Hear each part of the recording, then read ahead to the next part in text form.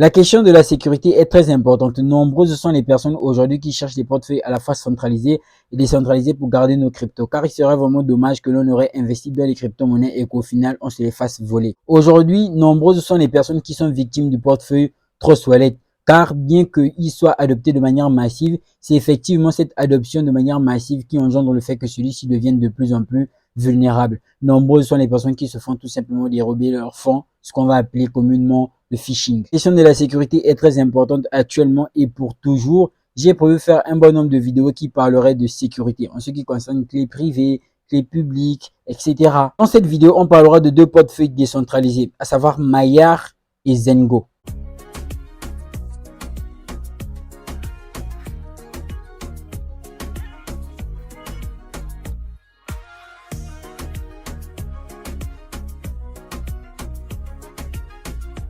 Bonjour à toutes et à tous, j'espère que vous allez bien. Bienvenue sur Crypto. Si tu es nouveau, sache ici on parle de crypto-monnaie et de révolution qu'apporte la blockchain dans le secteur économique. Si la thématique t'intéresse, je t'invite à bien vouloir t'abonner en activant la cloche de notification pour ne rater aucune prochaine vidéo.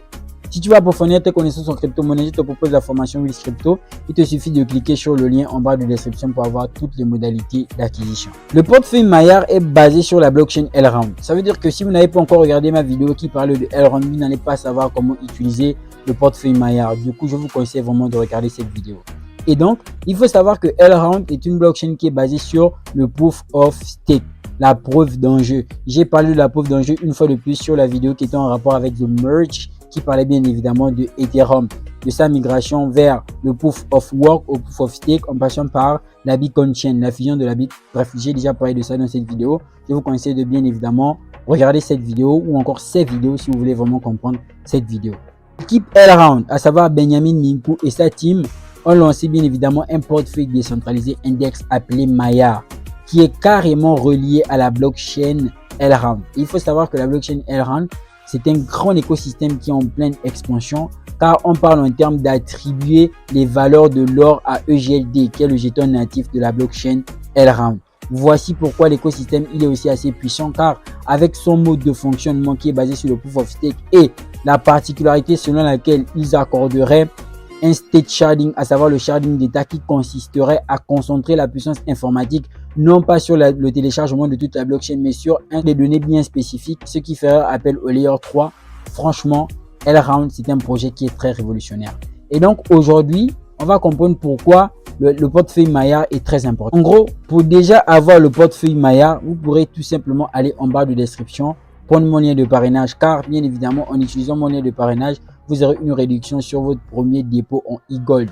Bien évidemment, la crypto-monnaie EGLD de 10 $ sur vos 200 $ déposés. Bref.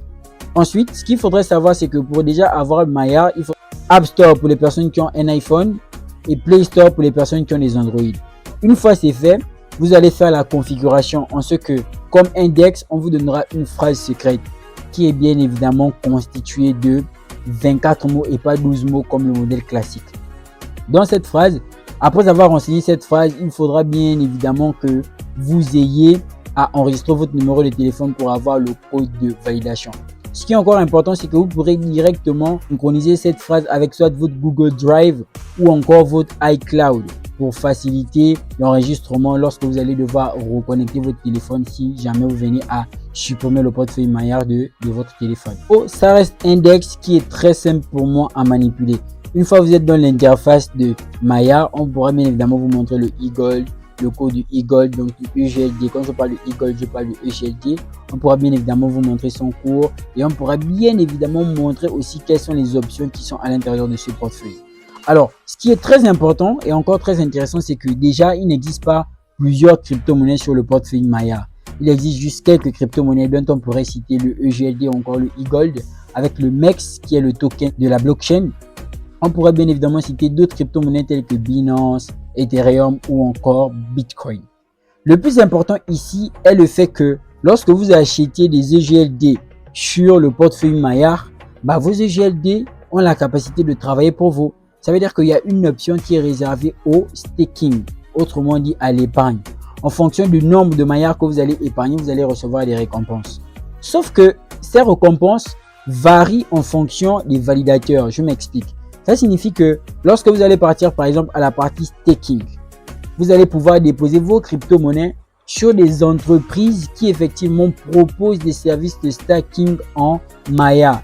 Et je vous assure que pour une entreprise comme Binance qui est sur le coup, plus de 1 million de GLD ont déjà été stakés par le biais de Binance. Nombreuses sont d'autres effectivement entreprises qui proposent des services de staking de EGLD. Quoi qu'il en soit, vous pourrez déposer vos EGLD. Il n'est pas question de faire tout un tuto sur le sujet. Je pense que nombreuses sont les personnes qui ont déjà présenté le portefeuille Maya sur YouTube, mieux que je ne le ferai déjà. C'était juste pour vous faire comprendre que ce portefeuille décentralisé et très sécurisé existe, puisque avec le fait du stacking, vous pourrez tout simplement staker vos crypto-monnaies et vos crypto-monnaies vont aussi permettre de sécuriser le réseau. Donc, quand on a compris l'écosystème Elrond, on ne peut se permettre de sous-estimer le portefeuille Maya. Après, lorsque vous mettez vos crypto-monnaies en staking, ce qu'il faudrait bien évidemment savoir, c'est que si vous voulez récupérer vos crypto-monnaies, vous devriez attendre 10 jours. Vous allez attendre 10 jours pour la restitution.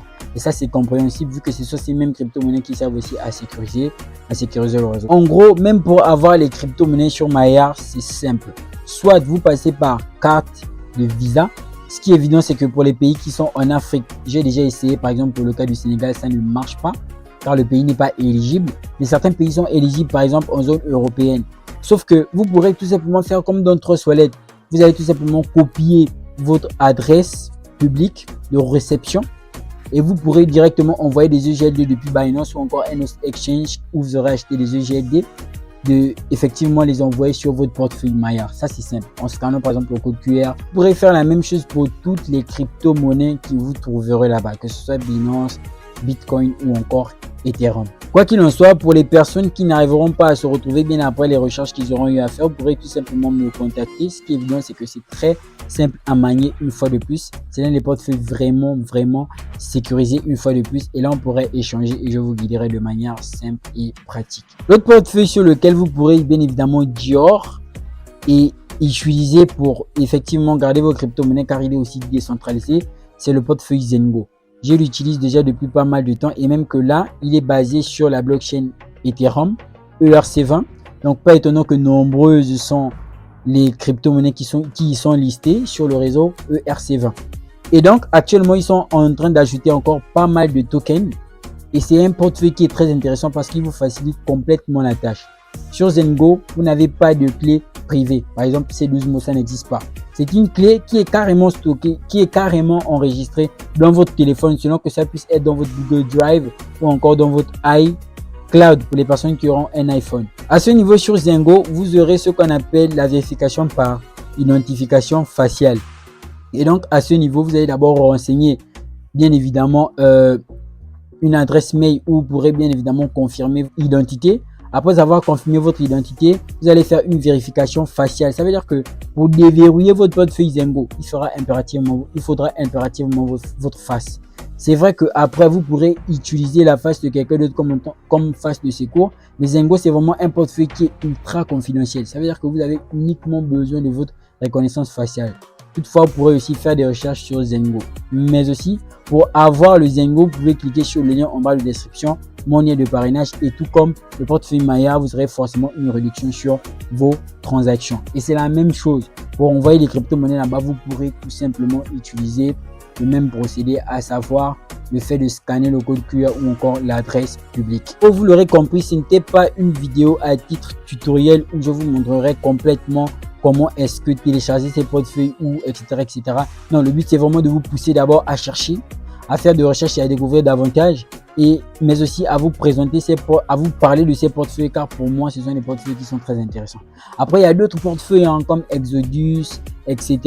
Mais quoi qu'il en soit, pour moi Mayar et effectivement Zengo sont deux portefeuilles qui ne sont pas négligeables.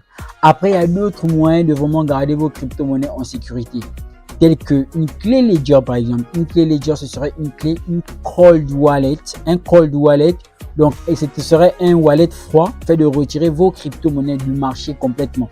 Ça veut dire que vous allez prendre ces crypto-monnaies et les garder dans une clé USB.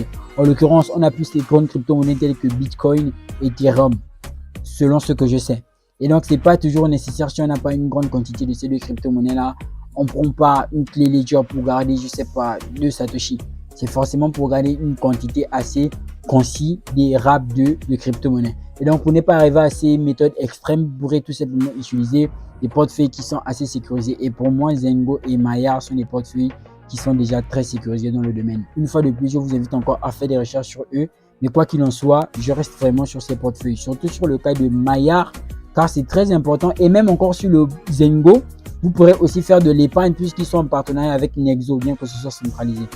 Et donc, je vous laisse vraiment sur ces deux portefeuilles. Je vous invite vraiment à dire sur ces deux portefeuilles. Et ce sont deux portefeuilles qui sont très intéressants. Pour les personnes qui ont uniquement monopolisé leur crypto-monnaie sur un seul wallet, à savoir Trust Wallet, je vous en prie.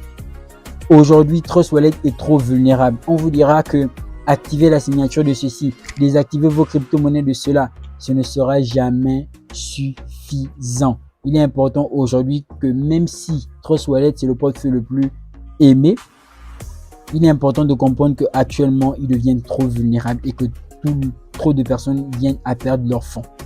Et donc, c'est important aujourd'hui que vous puissiez prendre conscience de la sécurité de votre argent et de vos crypto-monnaies.